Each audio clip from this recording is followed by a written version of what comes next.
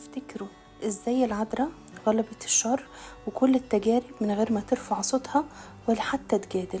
السر مش هتتخيله وهنكتشفه النهاردة مع بعض. العذراء مريم عاشت مواقف احنا لو كنا مكانها يمكن ما كناش قدرنا نتحملها. من اول ما الملاك بشرها لحد الصليب كانت بتواجه نظرات واسئلة ولمحات شك من الناس حواليها. المجتمع كله وقتها كان مستني يلاقي ثغرة، كلمة تبرر بيها او ترد بيها، ولكن هي اختارت طريق مختلف تماما، اختارت الصمت بتاع العذراء ما كانش هروب ولا خوف ولا عجز عن الكلام، ولكنه كان وعي كامل ان الكلام ساعات بيضيع الحق، وان فيه مواقف لازم تسيبها بينك وبين ربنا. هي كانت عارفة ان النور اللي جواها هو اللي هيكشف الحق قدام الكل، حتى ولو الناس اتأخرت في فهمه.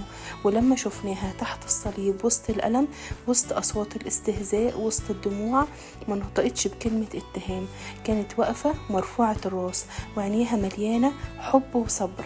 وده سر عجيب، الصمت بتاعها كان أبلغ من أي خطبة وأقوى من أي دفاع.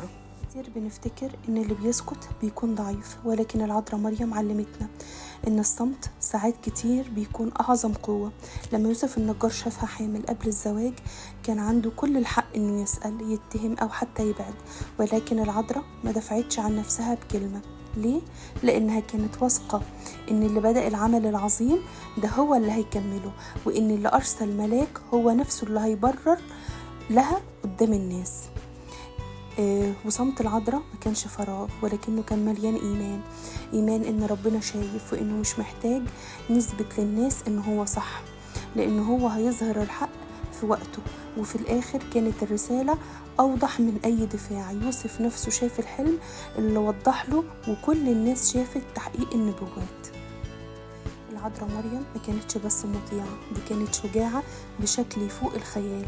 الشجاعة مش بس انك تواجه الخطر او تتكلم بصوت عالي، احيانا الشجاعة الحقيقية هي انك تقول امين لربنا حتى وانت مش فاهم كل التفاصيل.